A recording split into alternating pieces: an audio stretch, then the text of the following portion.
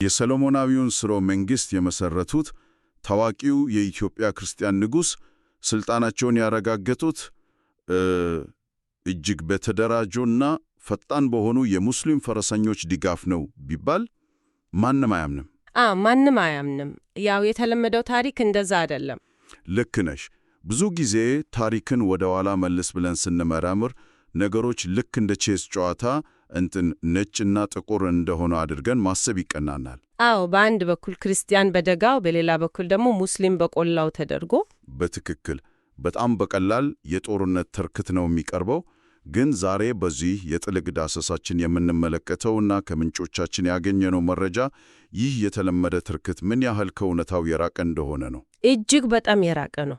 ማለት ከሃይማኖት ሽማግሌ ጀርባ የንግድ መስመር ቁጥጥር፣ የስለላ መረብ እና ጂኦፖለቲካዊ ጥቅም የመካከለኛው ዘመን ኢትዮጵያን እንዴት እንዳሽከረከረው ነው ዛሬ የምንመረምረው። ይህን ታሪክ ክፍል በቁጡ ለመረዳት ምን መሰለ፣ ዘመናችን የፈጠረውን የሃይማኖት ግጭት መነጽር ሙሉ በሙሉ አውልቆ ማስቀመጥ ያስፈልጋል። ወደ ኋላ መጓዝ አለብን። ልክ ነህ።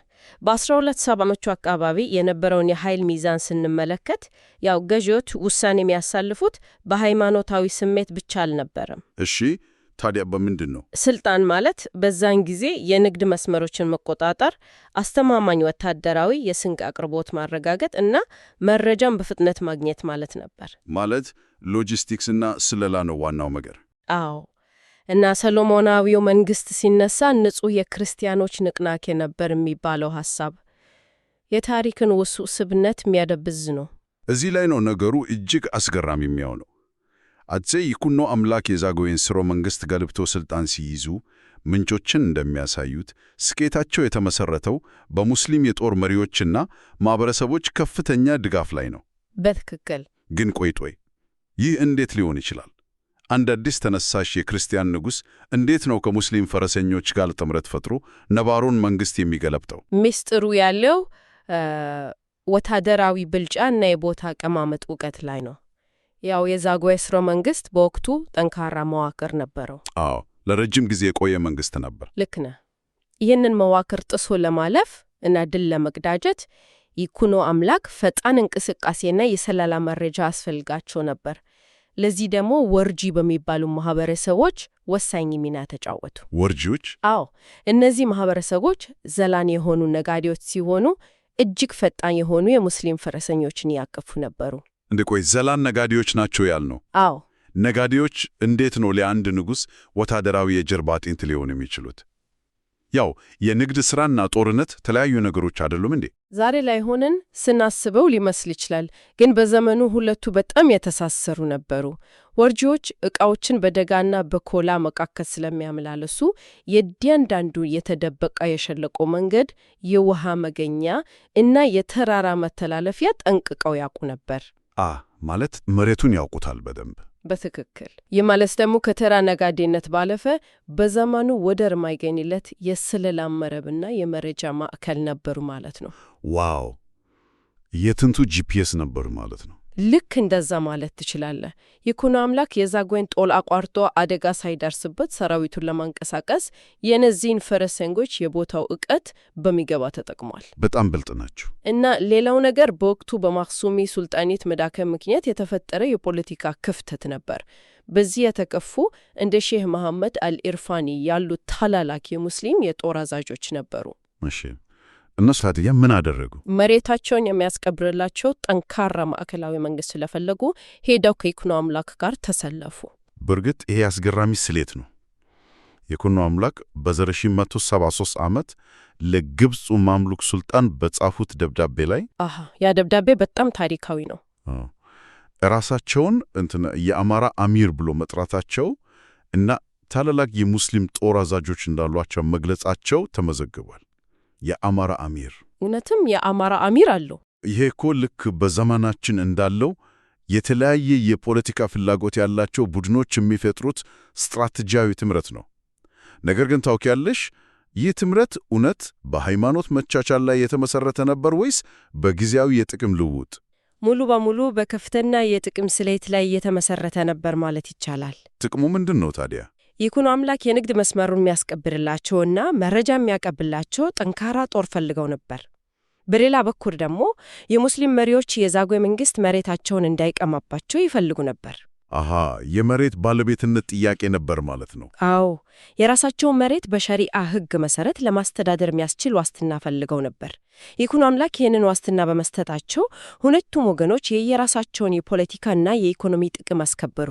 ይህ ማለት የይኩኖ አምላክ ጦር በተግባር የብዝሃ ሃይማኖት ስብስብ ነበር ማለት ነው። ይህንን ስትራቴጂ ልጃቸው አፄ ግባጽዮን እንዴት አጠናክረው እንዳስከተሉት ማየት ደግሞ ይበልጥ ያስደምማል። አዎ፣ ልጃቸውን በጣም ጎበዝ ነበር በዚህ በኩል። በ1990ዎቹ አካባቢ የነበሩ የግብር መዛግብት የታክስ ደብተሮች እንደሚያሳዩት አፄ ግባጽዮን የወርጂ ፈረሰኞችን ከግብር ነፃ አድርጓቸው ነበር። ግን እዚህ ጋር አንድ ጥያቄ ይነሳል። ቆይ ምንድን ነው ጥያቄው? ማዕከላዊ መንግሥት የሙስሊም ወታደሮችን ከግብር ነፃ ሲያደርግ መደበኛውን አስራትና ግብር የሚከፍለው ክርስቲያኑ ገበሬ አያምፀም እንዴ? ይህ አሰራር የውስጥ ቅሬታን አይፈጥርም? ቅሬታ ሊፈጥር እንደሚችል ግልጽ ነው። ነገር ግን ለማዕከላዊው መንግስት ወርጆች ከሚያመጡት የግብር ገቢ ይልቅ የሚያቀርቡት የስለላ መረጃ እና የድንበር ደህንነት ጥበቃ እጅግ የላቀ ዋጋ ነበረው። ደህንነት ከገንዘብ ይበልጣል ነው ነገሩ። ልክ ነህ። በዘመናችን ያሉ መንግስታት የውጭ ባለሀብቶች ወይም ወሳኝ የቴክኖሎጂ ኮምፓኒዎችን ለመሳብ ሲሉ ልዩ የኢኮኖሚ ቀጠና አቋቋሙ ከቀረጥ ነፃ እንደሚያደርጉት ታውቃለህ አይደል? አዎ፣ ለማበረታታት ተብሎ። ልክ እንደዛው አፄ ግባጽዮንም የሎጂስቲክስና የደህንነት ዋስትናን ለመግዛት ሲሉ ግብርተው። እንግዲህ ይሄ የመካከለኛው ዘመን ልዩ የኢኮኖሚ ቀጠና ነበር ማለት ነው። ንጉሡ ለሙስሊም ወታደሮቹ ታማኝነታቸውን ለማረጋገጥ የእህል እና የጨው ክፍያ ያደርጉ ነበረ። አዎ፣ ደሞዝ ማለት ነው በወቅቱ። ከዚህም በላይ ደግሞ በየራሳቸው ግዛት በሸሪዓ ሕግ እንዲተዳደሩ ፈቅደውላቸዋል። ይህ ባለሁለት የሕግ ሥርዓት በአንድ በኩል ክርስቲያኑን በራሱ ባህላዊ ሕግ፣ በሌላ በኩል ሙስሊሙን በሸሪዓ ሕግ የሚያስተዳድር አስገራሚ የአብሮነት ማዕከል ነበረ። በጣም ያስደንቅ መዋቅር ነው። ታዲያ ይህ ሁሉ እርስ በርስ መደጋገፍና ስኬት ከነበረ ሥርዓቱ ለምን ሊፈርስ ቻለ? ይህን ያህል የሚሠራን የጥቅም ትስስር ያፈረሰው ምንድን ነው ታውቂያለሽ? ሥርዓቱም መፍረስ የጀመረው በሁለቱም አቅጣጫ የኃይል መገፋፋት ሲፈጠር ነው። እንዴት ማለት? በአንድ በኩል የሰሎሞናዊው ማዕከላዊ መንግስት የኃይል መሰረቱን እያሰፋ እና ይበልጥ እየጠነከረ መጣ። በሌላ በኩል ደግሞ በምስራቅ አቅጣጫ ዋላሽማ የተባሉ የሱልጣኔት መሪዎች የራሳቸውን ኃይል በከፍተኛ ፍጥነት ማጠናከር ጀመሩ። አዲስ ተቀናቃይ መጣ ማለት ነው። አዎ፣ እነዚህ መሪዎች የነቢዩ መሐመድ ዘርነን የሚለውን ታሪካዊ ትርክት በመጠቀም ራሳቸውን የሙስሊሙ ዓለም ብቸኛና ሕጋዊ ተወካይ አድርጎ ማቅረብ ጀመሩ። ይህ ክስተት ቀጥታ ወደ 1285ቱ ታላቅ ድንጋቴ ይወስደናል። ማዕከላዊው መንግሥት ከውስጥ ሙስሊም መሪዎች ጋር የፈጠረው ጠንካራ ጥምረት ለዋላሽማ ስርወ መንግሥት ትልቅ ስጋት ሆኖባቸው ነበር። በጣም ትልቅ ስጋት ነበር። ምክንያቱም በደጋው ያሉ የሙስሊም ማኅበረሰቦች ለሶሎሞናዊው ንጉሥ ታማኝ ከሆኑ የዋላሽማዎች የንግድ ብቸኝነት እና የባህር በር ቁጥጥር ሙሉ በሙሉ አደጋ ላይ ይወድቃል። ልክ ነህ። እና የዋላሽማዎች ምላሽ ፈጣንና እጅግ ቸካኝ ነበር። ምን አደረጉ? በ1285 ዓመት የመጨረሻውን የማህዙም የሱልጣን በመግደል የኢፋት ሱልጣኔትን መሰረቱ። እንዴ! የራሳቸውን ሙስሊም ሱልጣን ነው የገደሉት? አዎ። ይህ ድርጊት ተራ የሱልጣን ሽግግር ወይም የግዛት ማስፋፋት ብቻ አልነበረም። ግልጽ የሆነ የፖለቲካና የስነ ልቦና መልእክት ነበረው። ምን የሚል መልእክት? በደጋው ያሉ ሙስሊም ማህበረሰቦች የአማራ አሚር በሚል ስም ከሚጠራ ክርስቲያን ንጉሥ ስር መተዳደርን ትተው ወደ እነሱ ማለትም ወደ ትክክለኛው የእስልምና አስተዳደር እንዲቀላቀሉ የሚያስገድድ ወታደራዊ ማስጠንቀቂያ ነበር። ዋው! እዚህ ላይ ነው እንግዲህ ሁኔታው ከጥቅም ትብብር ወደ ፍጹም አክራሪነት እንዴት እንደተቀየረ የምናየው። ኢኮኖሚያዊና ፖለቲካዊ ፍላጎቶች ሃይማኖታዊ መልክ ሲይዙ መከፋፈሉ ስር ይሰዳል። አዎ፣ በጣም አስቸጋሪ ጊዜ ነበር። ሆኖም ማዕከላዊው መንግሥት ወዲያው ተስፋ አልቆረጠም አይደል?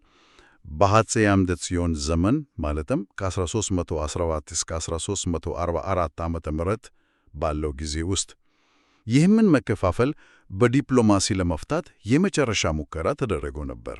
አዎ፣ አምደ ጽዮን ጥረት አድርገው ነበር። ንጉሡ አሊ ቢን ሰብሬዲንን የኢፋት አሚር አድርገው ሾሞት ነበር። አምደ ጽዮን ይህንን ያደረጉት ምን መሰለ? የዋላሽማን መሪ እንደ ታማኝ የንጉሥ ወኪል አድርገው በማስቀመጥ የድሮውን የአብሮነት አስተዳደር ለማስቀጠል አስበው ነበር። ግን አልሰራም አይደል? አልሰራም።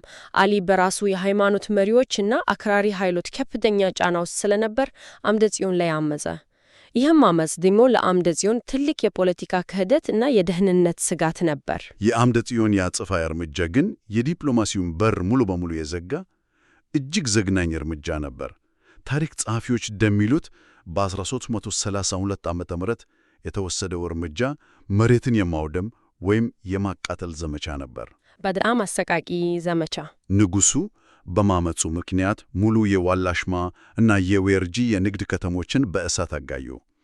የ60 ዓመታት የንግድ ስለላ ሎጂስቲክስና የጋራ አብሮነት ጥምረት በአንድ ጊዜ አመድ ሆነ። ይህን ሳስበው የጥፋቱ መጠን ምን ያህል አሰቃቂ እንደነበረ መገመት አይከብድም። ልክ ነህ።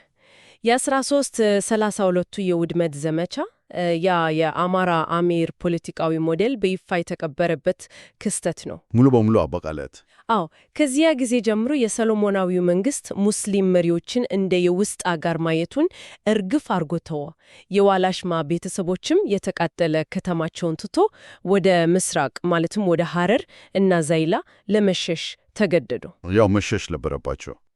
ከዚህ ስደት በኋላ ግን ትግላቸውን ከኢኮኖሚያዊ ፉክክር አውጥቶ ቅዱስ ጦርነት ወደሚል መንፈሳዊ ትርክርት ቀየሩት።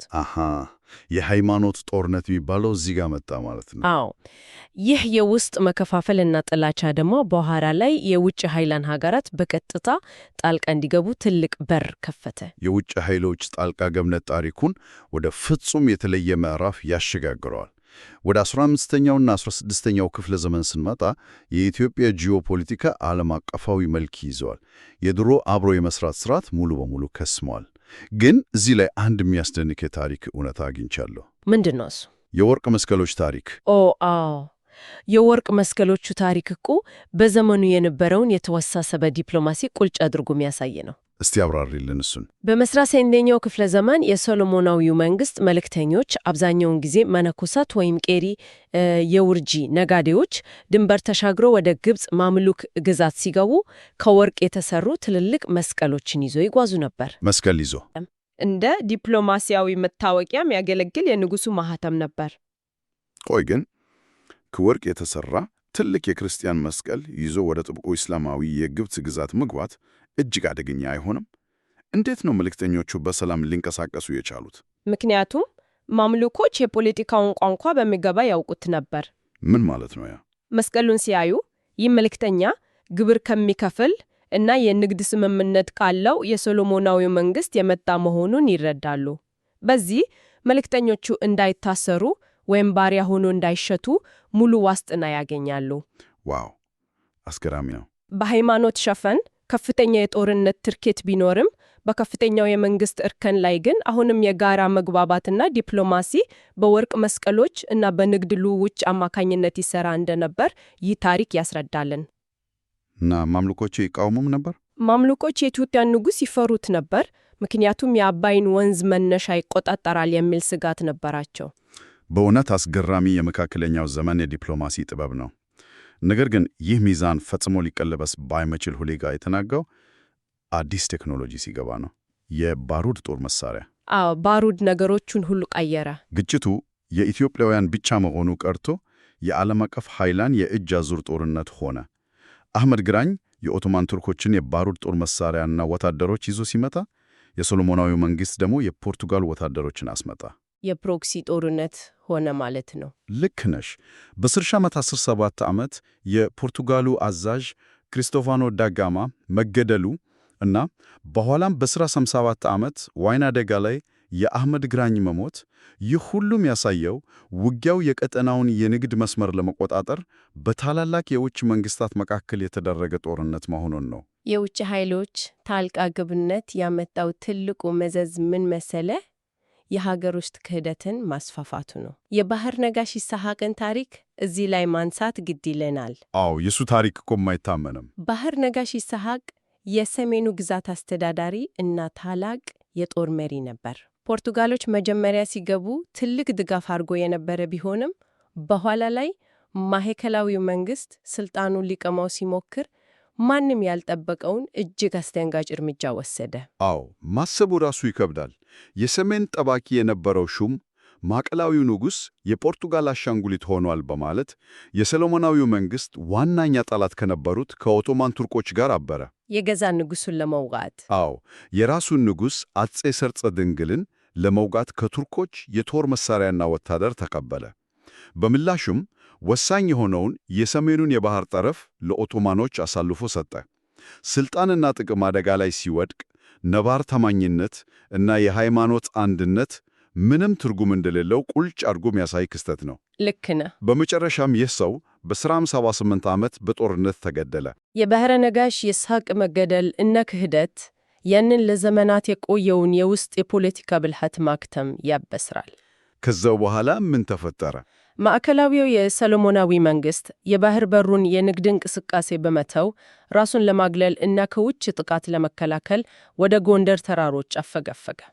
እና በሌላ በኩል ደግሞ ሐረር የራሷን የነጻነት ታሪክ መጻፍ ጀመረች። ጀጎል ግምጥ ተገነባ። ሐረር የራሷን ገንዘብ ማተም ጀመረች። የንግድና የጥበብ ማዕከል እንዲሁም የእስልምና ታላቅ ከተማ በመሆን ደመቀች። አዎ፣ ሀገሪቱ በግልጽ ተከፈለች። ይህ ክስተት ሀገሪቱ ወደ ተራራማው ማዕከላዊ አስተዳደር እና ወደ ባህር በሩ የንግድ ከተማ ለዘመናት በግልጽ እንድትከፈል አደረጋት። ከውጭ የመጡት ኃያላን በኢኮኖሚ ጥቅም የተሳሰረውን ሀገር በቀል የመተቻልና አብሎ የመስራት ሥርዓት ሙሉ በሙሉ አወደሙት። ያው ታሪክ ዝም ብሎ የተከታታይ ክስተቶች ድምር አይደለም። እያንዳንዱ የኢኮኖሚ ስሌት፣ እያንዳንዱ ወታደራዊ ስምምነት የረጅም ጊዜ ማኅበራዊና ፖለቲካዊ መዘዝ አለው። ይህ ታሪክ የሚያስተምረን የሃይማኖት ግጭት ተብሎ የሚታሰቡት አብዛኞቹ ጦርነቶች መነሻቸው ኢኮኖሚያዊ እና የጂኦፖለቲካዊ የኃይል ሽኩቻ መሆኑን ነው። እጅግ አስደናቂ ነው። ይህ ሁሉ መረጃ ታሪክን በተለየ መነጽር እንድናይ ያደርገናል። ከመሰናበታችን በፊት ግን የጥልቅ ዳሰሳው አድማጮች ይህንን ሐሳብ እንዲያሰላስሉ ይጋብዛሉ። እሺ፣ የክርስቲያንና የሙስሊም የተቀደሰ ጦርነት የተባለ ለዘመናት ሲነገር የኖረው ታሪካዊ ትርክት መላባጥ የውጭ ኃይሎች እና በስልጣን ላይ ያሉ መሪዎች የራሳቸውን ኢኮኖሚያዊ እና ወታደራዊ የቁጥጥር ፍላጎት ለመደበቅ የፈጠሩት ሽፋን ቢሆንስ? በጣም ጥሩ ጥያቄ ነው። አዎ፣ እውነተኛው የታሪክ አንቀሳቃሽ ሞተር በብዙሃኑ ዘንድ እንደሚታመነው ሃይማኖት ሳይሆን የንግድ መስመሮች፣ የወርቅ ግብር እና የስንቅ አቅርቦት ቁጥጥር ቢሆንስ? በመጨረሻም ይህን የጥልቅ ዳሰሳ ሙሉ ይዘቶች እንዲሁም ለማንኛውም ፕሮጀክት ግብዓት የሚሆኑ ልዩ ሪፖርቶች እና ሰነዶችን ለማግኘት www.samael.inc የተሰኘውን ድረገጽ መጎብኘት ይቻላል። በተጨማሪም ይህ መሰናዶ በስፖቲፋይ፣ አፕል ፖድካስት፣ አማዞን ሚውዚክ፣ ካስትሮ፣ ፖድቪን፣ ኦዲብል እና በመሳሰሉት የፖድካስት መተግበሪያዎች ላይ ይገኛል።